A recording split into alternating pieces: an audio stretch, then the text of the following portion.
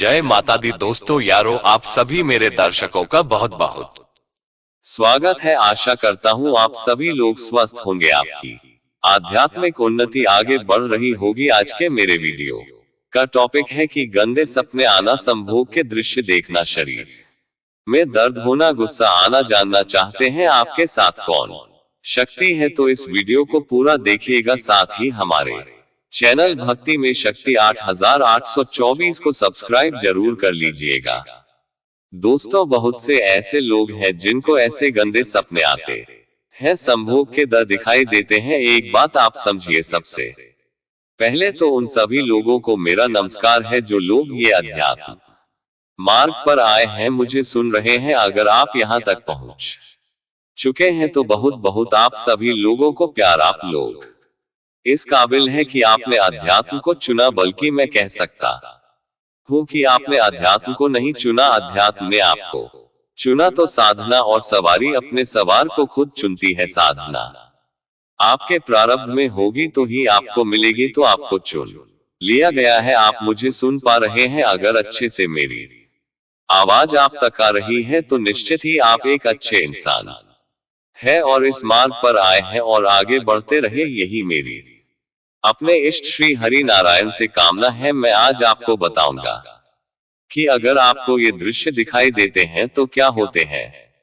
इसके कारण। देखिए, कई प्रकार के लोग होते हैं। एक जो इसमें बहुत ज्यादा लीन है, जो मूलाधार के आसपास घूम रहे हैं, जिसके कर्ता, जिसके रचयिता, जिसके जनक, जिसके प्रेरी, जिसके सेवक, जिसके रक्षक भगवान गणेश जी हैं, जो प्रथम पूजनीय है क्योंकि गणेश जी के कान बड़े हैं। उनके पास सबसे ज्यादा बुद्धि है, बुद्धि के देवता है। प्लानेट बुद्ध को रिप्रेजेंट करते हैं, उसके ऊपर रूट करते हैं। बुद्धि चतुराई से आप कोई भी काम आसानी से कर सकते हो। बुद्धि आपको हर जगह से निकाल सकती है बिना किसी को मारे कूटे। बुद्धि ही ऐसी होती है जिससे हम किसी भी परीक्षा में अच्छे नंबर ला सकते हैं। बुद्धि ऐसी है जो हमें ज्ञान का भंडार दे सकती है। तो उसके रचयिता कौन है? उसके रचयिता है गणेश जी। इसीलिए गणेश जी को वहां का सेवक रक्षक बनाया गया, क्योंकि गणेश जी ऐसे हैं जो आपको सिखाएंगे कि मूलाधार चक्र और आपके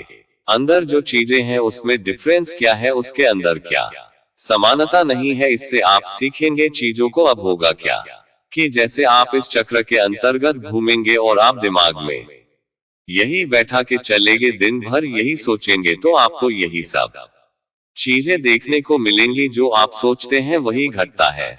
जब भी आप पूजा पाठ में जाएंगे तो सबसे पहले आपको जमाई आएगी, आपके शरीर में दर्द होगा। क्यों? क्योंकि सबसे पहले नेगेटिव एनर्जी आपके शरीर से निकलती है। सबसे पहला काम जो होगा वो होगा नेगेटिव एनर्जी का निकलना। तो आपके शरीर से नेगेटिव एनर्जी निकल जाएगी और जब नेगेटिव एनर्जी निकलेगी तो चीजें ऐसी आएंगी। अगर आप जो चीज सोचोगे, दिमाग हमारा वही लाकर खड़ा कर देगा। अगर आप सोचते हो कि यहाँ पर वह चीज है तो आपको वही चीज दिखाई देगी। अगर आपको बहुत ज्यादा गुस्सा आ रहा है उस समय, तो यह मान के चलिए कि मोस्टली ऐसे लोगों को, अगर आपको बहुत ज्यादा आ रहा है और ऐसे लोगों के साथ कोई उग्र शक्ति होती है, जैसे वो शक्ति हनुमान जी की भी शक्ति हो सकती है, वो शक्ति माँ काली की भी हो सकती है, ठीक है, वो शक्ति माँ काली की भी हो सकती है। अगर सपने में आपको मोस्टली लेडीज फॉर्म दिखाई देता है, किसी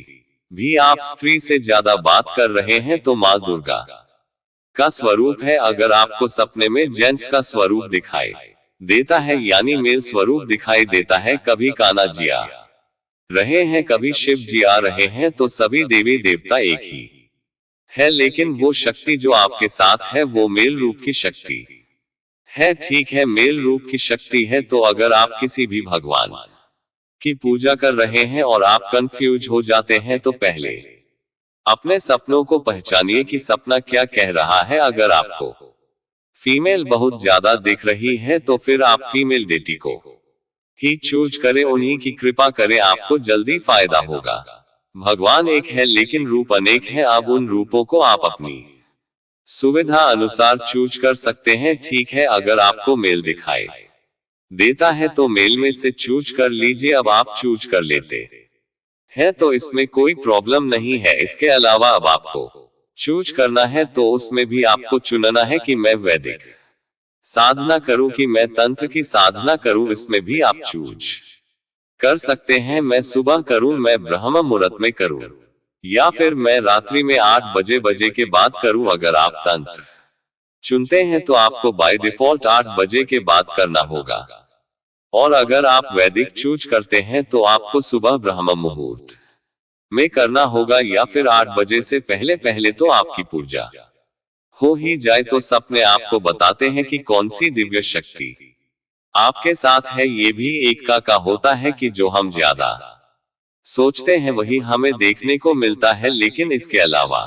जब भी आप कभी भी किसी भी जगह जाते हैं, कहीं पर अखंड रामायण हो रहा हो, कहीं पर भागवत हो रहा है, कहीं कहीं पर कुछ भी हो रहा हो, गीता चल रही हो, हनुमान चालीसा चल रही, स्तुति चल रही हो, सुंदरकांड चल रहा हो, आप जाते हो और वैसे ही चीजों में आप थिरकने लग जाते हो। जिस भी देवी देवता को देखते आपके अंदर से प्यार आ जाता है, आंखों से आंसू आ जाते हैं, आपका शरीर थिरकने लग जाता है उस नाच पे, उस ताल पर, उस जन पर, उस कीर्तन में। वही देवी देवता आपके साथ है।